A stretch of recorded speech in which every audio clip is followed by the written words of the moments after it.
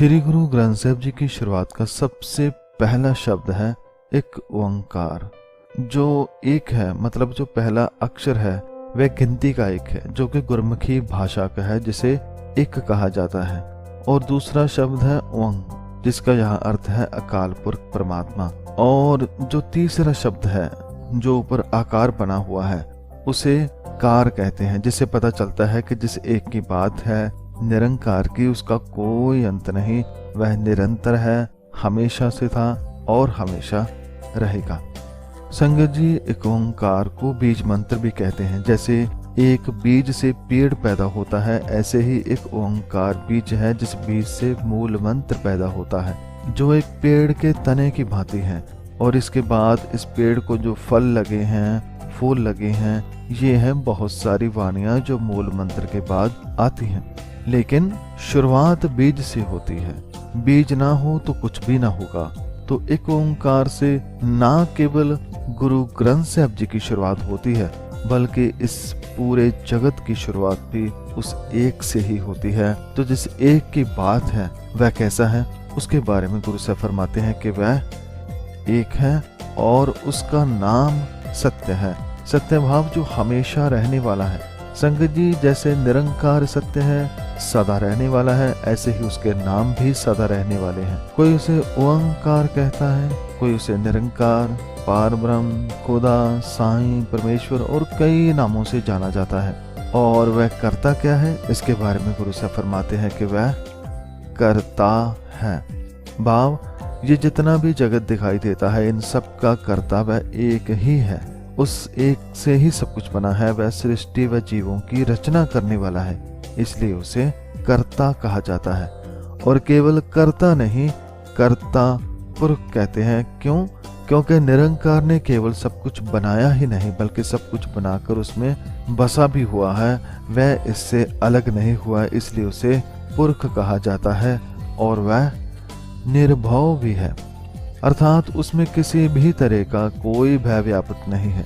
वह सभी डरों से मुक्त है। संगत जी गुरबानी में भय का अर्थ कई जगह पर हुक्म भी आया है। भाव सारी सृष्टि उसके भय में चल रही है पर वह निर्भय है, उस पर किसी का हुक्म नहीं चलता। इसके साथ ही गुरु साहब ने एक और गुण बताया है, वह गुण है निर्वैर। भाव उसका किसी से बैर नहीं, वह किसी को डराता नहीं, वह किसी से नफरत नहीं करता। इसके अलावा वह अकाल भी है। अकाल भाव वह काल मृत्यु से परे है, वह अविनाशी है, उसे कभी मौत नहीं आती। इस जगत में जो भी बना है उसे एक न एक दिन मौत आएगी, उसका नाश होगा। लेकिन एक परमात्मा ही ऐसा है जो काल से रहित है। इसलिए गुरु साहब ने अकाल पुरख को अकाल मूर्त कहा है। मूर्त भाव वह अविनाशी होने के कारण उसका अस्तित्व सदैव रहता है। वह इस पूरे जगत में एक ऐसी ज्योति है जो सदा से जगमगा रही है, जिस ज्योत के कारण सारा जहान रोशन है। वह है अकाल मूर्त। और वह परमात्मा अजूनी भी है, अर्थात वह कोई योनि धारण नहीं करता। वह आवागमन के चक्कर से रहित है, उसका न जन्म है न मरण है।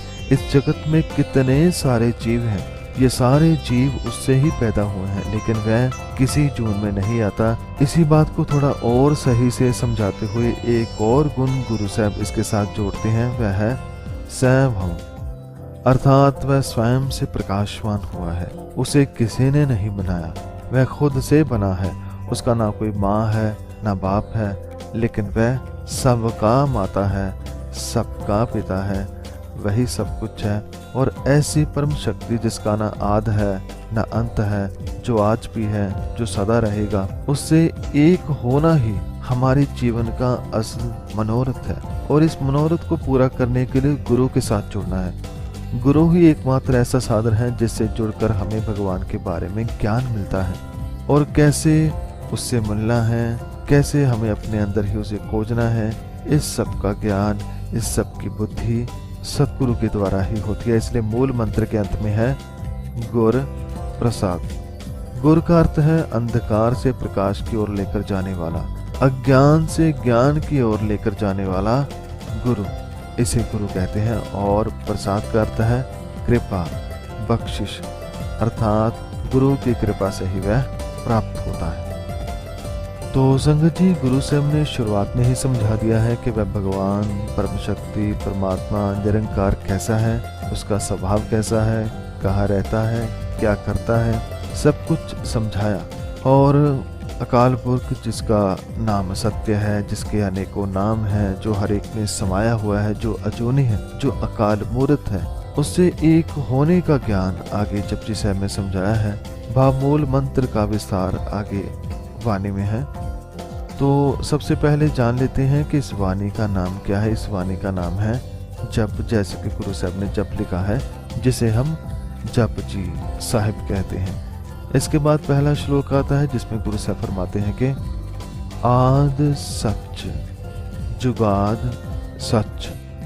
आद भाव शुरुआत, जुगाद भाव जुगों की शुरुआत से, अर्थात वह निरंकार आदि काल से है। भाव जुगों की शुरुआत से भी पहले का है, जब कुछ नहीं बना था तब भी वह था, और ऐसा नहीं कि वह अब नहीं है। गुरु साहब फरमाते हैं कि है भी सच, नानक होसी भी सच। है भाव अब भी है, वह सत्य स्वरूप परमात्मा वह अब भी है, और हे नानक वह होसी भाव वह आगे भी रहेगा, सदा रहेगा।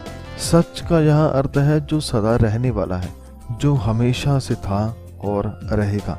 तो संगत जी, पहले मूल मंत्र में गुरु साहब ने परमात्मा के बारे में समझाया, और अब इस श्लोक में भी बताया कि वह कब से था और कब तक रहेगा। इसके बाद एक से एक होने के लिए लोग कैसे कैसे तरीके अपनाते हैं, उसके बारे में बात है। और गुरु साहब ने समझाया कि कौन सा तरीका सही है और कौन सा तरीका व्यर्थ है। गुरु साहब